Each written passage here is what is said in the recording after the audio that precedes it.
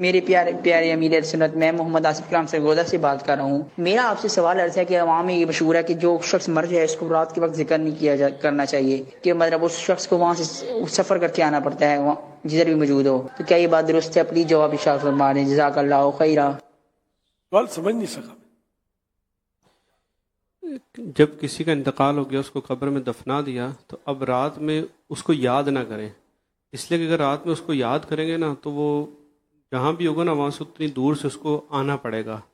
تو کیا ایسی کوئی حقیقت ہے کہ مردے کو یاد کریں تو اسے آنا پڑتا ہے؟ مردے کو آنا پڑے گا؟ جی۔ یاد نہ کرنا یہ اپنے اختیار میں ہے کیا؟ کسی کی ماں کا انتقال ہو گیا اور دن بھر تو پچھاڑے کھا کھا کے رویا، اب رات کو اس کی یاد ذہن سے کیسے نکالے گا؟ تو یہ ایسے ہی بس ہیں باتیں، ایسا کچھ بھی نہیں ہے۔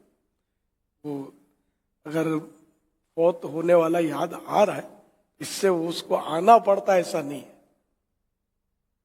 وہ اب قبر کے اندر ہے، وہ آئے گا کیسے آپ کے پاس؟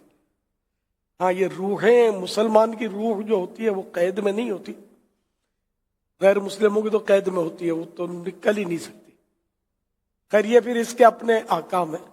تاہم یہ کہ یہ جو وہم ہے کہ اس کو آنا پڑے گا اس لیے کہ میں نے یاد کیا، یہ غلط ہے۔